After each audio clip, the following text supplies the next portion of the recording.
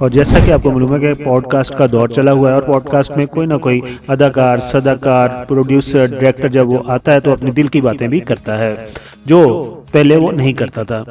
हाल ही में एक इंटरव्यू के दौरान फिल्म साज परवेज कलीम से जब पूछा गया कि हिदायतकार इकबाल कश्मीरी, जो कि एक बड़ा नाम है पाकिस्तान फिल्म इंडस्ट्री का, उन्होंने जब दानिश तैमूर को अपनी फिल्म में कास्ट करने की कोशिश की तो दानिश तैमूर ने इनकार क्यों कर दिया, जबकि यही आर्टिस्ट पहले काम के लिए दर दर की ठोकरें खा रहे थे कि इन्हें फिल्मों में कास्ट किया जाए ताकि वो भी फिल्म स्टार बन सके।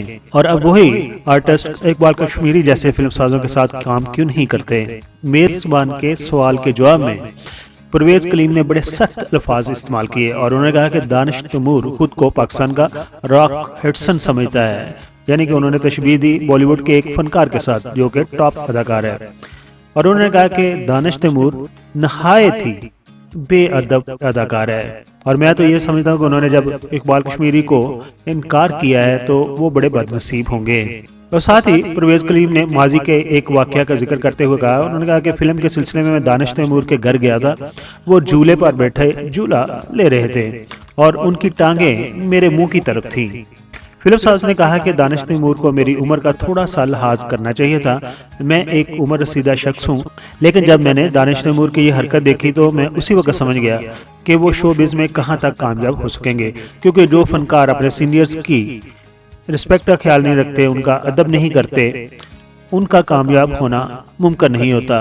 और साथ ही उन्होंने मजीद अपनी बात को बढ़ाते हुए कहा कि दानिश तैमूर में बड़े छोटे की तमीज़ नहीं और वो अपनी वाइफ की वजह से ही फिल्म इंडस्ट्री में और ड्रामा इंडस्ट्री में टिका हुआ है। और हम सब जानते हैं कि दानिश तैमूर की वाइफ का नाम आयजा खान है, जो कि ड्रामा मेरे पास तुम हो की सुपरहिट हीरोइन बनी थी।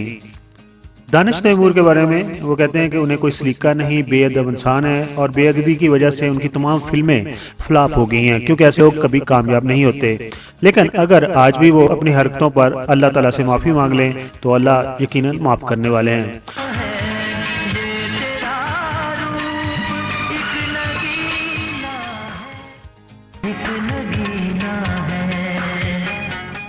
दानिश तैमूर पर तो उन्होंने बात अपनी खत्म की, फिर उन्होंने दूसरी जानब बात शुरू कर दी अदाकार फैसल कुरैशी और सऊद के बारे में। और उन्होंने फैसल कुरैशी और सऊद के बारे में दावा किया कि इन दोनों को भी उन्होंने ही फिल्म इंडस्ट्री में मुतारफ कराया था। परवेज कलीम ने यह कहा कि फैसल कुरैशी की वालदा के बेहद असरार पर उन्होंने फैसल कुरैशी को अपनी फिल्म में कास्ट किया था, जबकि वो उस वक्त कोई खास अपनी पहचान नहीं रखते थे। जबकि सऊद को किसी भी सिफारिश के बगैर वो कहते हैं कि मैंने खुद उन्हें अपनी फिल्म गुनाह में सबसे पहले मुतारफ करवाया था और उन्हें एक अच्छा रोल दिया था। और एक अच्छी फिल्म में जब उन्होंने काम किया तो फिल्म गुनाह भी सुपरहिट साबित हुई। ये भी बताते चलें कि परवेज कलीम की फिल्म गुनाह बहुत ही डिफरेंट किस्म की स्टोरी पर मबनी थी। उस फिल्म में अदाकार सऊद ने बतौर हीरो और जबकि कुबरा खानम ने बतौर हीरोइन काम किया था और सिमी जैदी भी उस फिल्म की कास्ट में शामिल थी।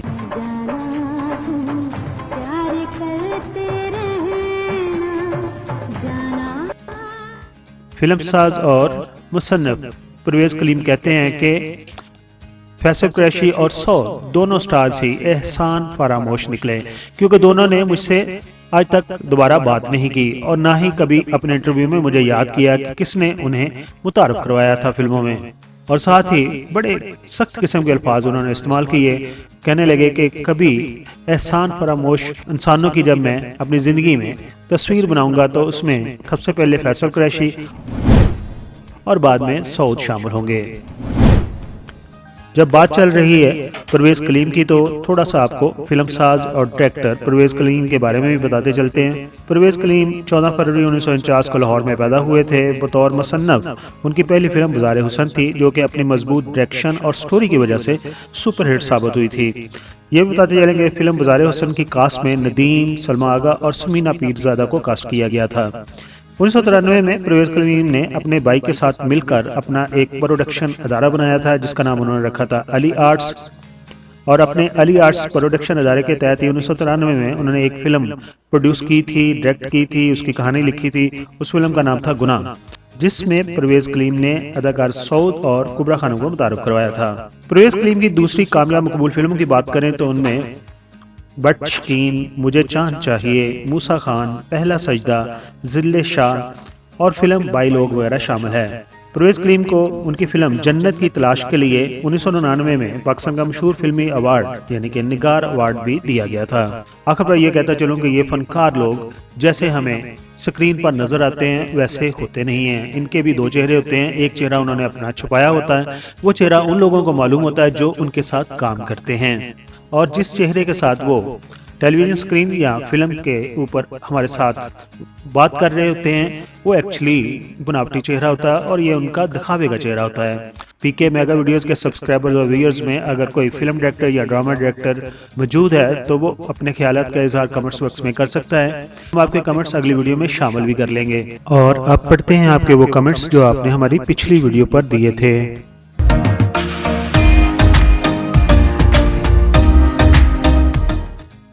पहला कमेंट्स आया है गुलामुद्दीन की वीडियो के ऊपर और जिन्होंने कमेंट्स दिया उनका नाम है अब्दुस्तार कुरैशी। वो कहते हैं कि अदाकारा संगीता को मैंने कराची पाकिस्तान के एयरपोर्ट पर देखा था।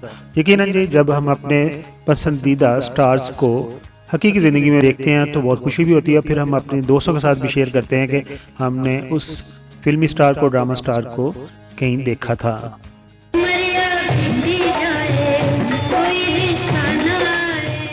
दूसरा कमेंट्स है जी वहीद मुराद की वीडियो के ऊपर और जिन्होंने कमेंट्स दिया उनका नाम है सैयद कुरैशी। वो लिखते हैं कि वहीद मुराद बेमिसाल हीरो थे। सजा देने वाला शुक्रिया। तीसरा कमेंट्स है सोनाक्षी सना और जहीर इकबाल की शादी के ऊपर जो हमने वीडियो बनाई थी। जिन्होंने कमेंट्स दिया है उनका नाम है शहीन गुल और वो कहती हैं कि happy to see them together, good luck. Fakhre Alam के ऊपर मैंने एक वीडियो बनाई थी। इस वीडियो में एक थोड़ा सा मसला भी था कि इसमें जो बैकग्राउंड म्यूजिक था वो थोड़ा सा अप हो गया था, लेकिन सोचा था कि इसका रिव्यू भी बनाया जाएगा। फखरे आलम की वीडियो के ऊपर कमेंट्स दिया है, आईडी बनी हुई है इकरा अली के नाम से और वो कह रही हैं कि इसका बाप कौन था। जी, इसके पीछे भी एक स्टोरी है बड़ी और उस पर बाद में बात करेंगे। राबी पिज़्ज़ा सिंगर के ऊपर मैंने वीडियो बनाई थी, उनकी बायोग्राफी के बारे में जो मालूमात थी वो आपसे शेयर की थी। अजहर नवाज के नाम से आईडी बनी है। वो कहते हैं कि माशाल्लाह beautiful work, thank you so much जी। आपको हमारी वीडियो पसंद आई, अच्छी लगी, इसी तरह हमारे चैनल के साथ जुड़े रहें। हम आपके कमेंट्स भी आपके नाम से शामिल करते रहेंगे और इससे हमारी जो हौसला अफजाई भी होती है कि हमारे काम को पसंद किया गया है। लेकिन आप क्रिटिसाइज भी करेंगे तो तब भी मैं आपके कमेंट्स शामिल करूँगा।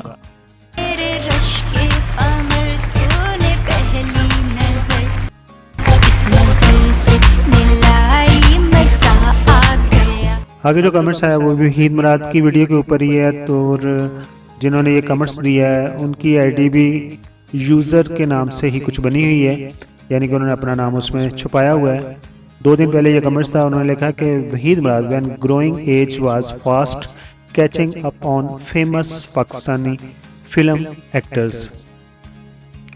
उसके बाद आखिर पर वो ये भी कहते हैं कि उनका जो हेयर स्टाइल था और उनका जो एल्डरी लुक्स था वो भी बहुत खूबसूरत था। बहुत ही तफसील से कमेंट्स दिया है उन्होंने। मेरा जान बहार आए। दोस्तों, ये थे वो कमेंट्स जो आपने हमारे चैनल पर मुख्तलिफ टाइम में वीडियोस देखी थी और उनको पसंद किया था। इसी तरह हमारे चैनल के साथ जुड़े रहें, कमेंट्स देते रहें। हम अगली वीडियो में शामिल भी करेंगे आपके नाम से। अपना बहुत सारा ख्याल रखना है, अपनी फैमिली का बहुत सारा ख्याल रखना है। Thank you so much.